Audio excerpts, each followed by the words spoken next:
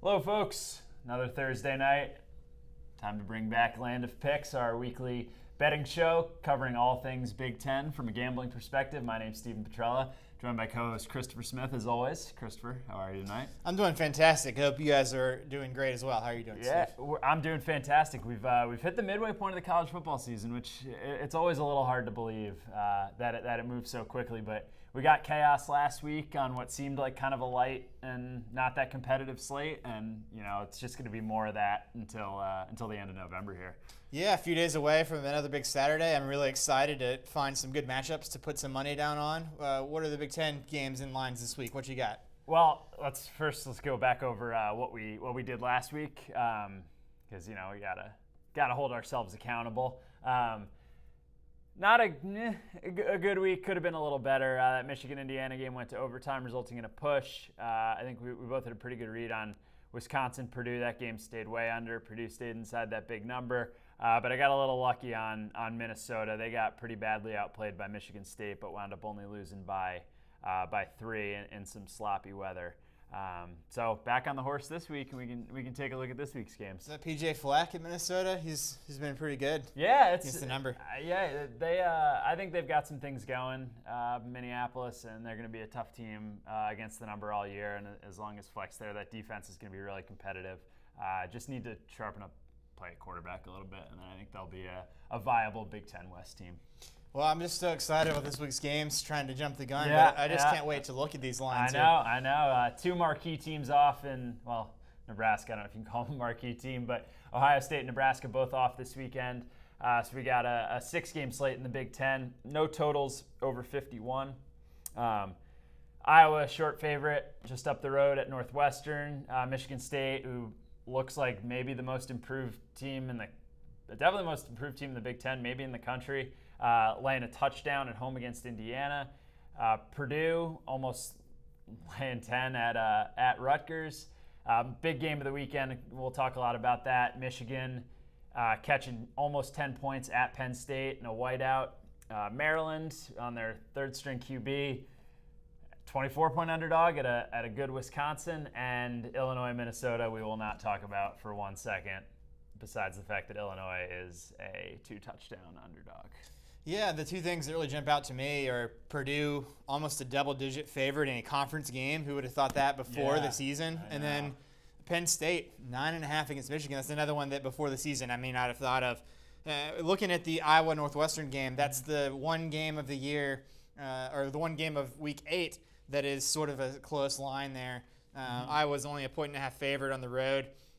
Maybe winemakers having a tough time figuring out that game. What do you see in this matchup? Yeah, I mean, to be honest, there's not a whole lot to say about Iowa and Northwestern. I've said all year I kind of like this Northwestern team. I've sort of backtracked on that. They've been woefully inefficient on offense. And for this, Iowa, this is going to be kind of a home game. Iowa City's about 200 miles from Chicago. Northwestern doesn't turn out like the other Big Ten schools. And I think Iowa made some major improvements before their bye week in a win over Illinois. And, of course, hung tough with Penn State. So I think Nate Stanley's gotten better throwing the ball. And Iowa's pass defense has been really, really good this season. They've struggled a little bit stopping the run. So I don't know. I like Iowa in this game. It's not my strongest play of the week, but I think I'd have this line at about 3, maybe 3.5, just because there's really no home field to speak of for Iowa Northwestern. So I'm gonna put a little money on Iowa in this one. All right, moving on. Indiana and Michigan State. Michigan State clearly having a much better season than they did last year in that disappointing 2016 year. Yeah. And there was a lot of points scored in that game last week, more than I thought, against Minnesota. Is that going to push this total a little bit higher than it should be? Yeah, it opened at 48. I thought that was way too high. There must be something the books are seeing that I wasn't seeing. But it's been bet down to about 46.5, depending on where you get it. And even in that 30-27 win for Michigan State, it was driven by big plays. So neither Minnesota nor Michigan State on offense were very efficient. LJ Scott had a monster game, almost 200 yards on the ground for the Spartans. But Brian Lewerke did not look good, less than 6 yards per attempt. and I think Indiana has the front seven to really slow down what Michigan State wants to do and can do on the ground. And on the other side of the ball, I don't see how Indiana is going to move the ball at all. Michigan State, top 10 in the country in yards per play on defense. Granted that the opponents haven't been up to snuff exactly. They haven't played Ohio State or Penn State yet. And Indiana really shut down Saquon Barkley, who is the best player in the conference. They honed in on him, said, we're going to make Trace McSorley and this Penn State offensive line beat us. And without 3 turnovers and a kick return for a touchdown, that game is a lot closer than the final score. So I really like this game to stay under. And I think I lean towards Indiana. This line is lower than I think it should be based on how Michigan State is playing. And I think this Indiana team is a little bit better than people are giving them credit for. So I'm going to take the under 46 in this game, and I'm going to lean towards Indiana as long as it's at 7. Would love to get it at 7.5 if you're gonna play that game. Yeah, Michigan State I think is a great example of the fact that defense can make you really consistent if you have good defense, but also if you only have a defense, you're in trouble. I think we've seen both of those things from the Michigan State team. Yeah. Speaking of the state of Michigan, you got Penn State and Michigan. This is obviously the marquee game of the week. Yeah. Jim Harbaugh coming off of a couple of disappointing losses. Now the narrative for him is, can he beat the best teams in the Big Ten? Right. And on the other side, James Franklin and Penn State have not been in this spot very often where they're a big favorite against one of the blue blood teams in the Big Ten. Now, how is that going to play out with Penn State as a 9.5-point favorite? Yeah, I mean, before last year, the narrative was, and I've said this a million times, is like, can James Franklin ever beat Ohio State, Michigan, and Michigan State? In his first 2 years was winless.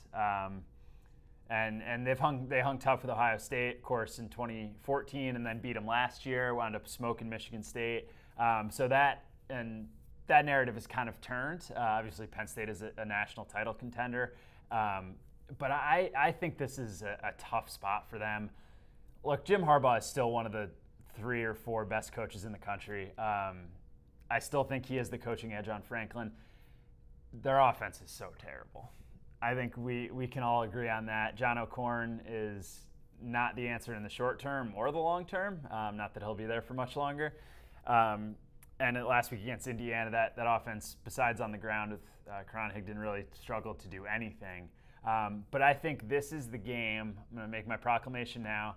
Saquon Barkley's Heisman campaign just comes completely off the rails. Harbaugh and defensive coordinator Don Brown from Michigan are going to make McSorley beat them.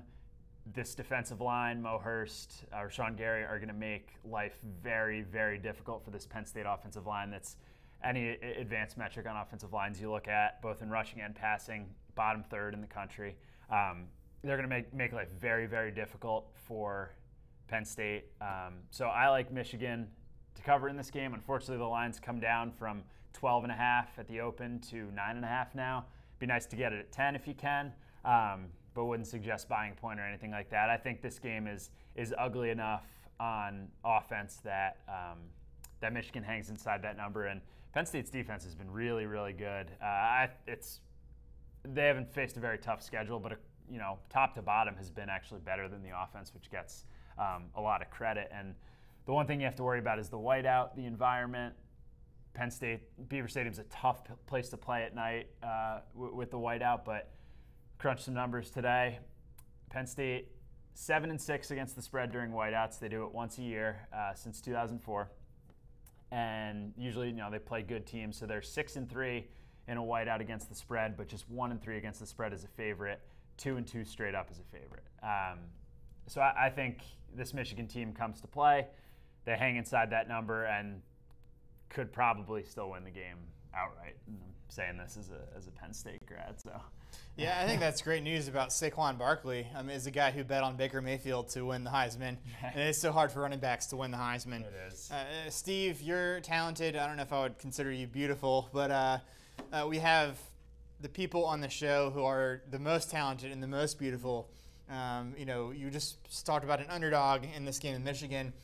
Speaking of dogs, literally, yep. These two are definitely the smartest, most talented, most beautiful that are a part of this show. Yep. I think they're done pretty well in the season this year as well. Yeah, Foster's actually 5-2 against the spread. I think he's taken 6 underdogs and 1 favorite. So the whole accidental underdog bit has kind of worked out nicely for him. So it's great. Which game are they picking this week? They're picking Michigan-Penn State, of course, the only game in the Big Ten that really matters this week. Let's take a look at who they're taking.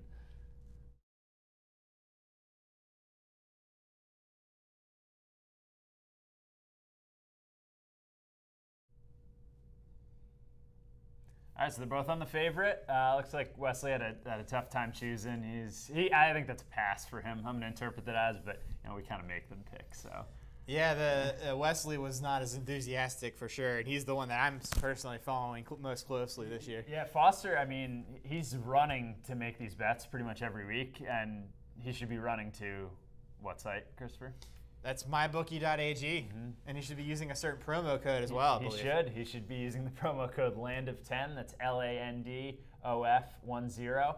They will match your deposit 100%. So any dollar you put down, they will double it.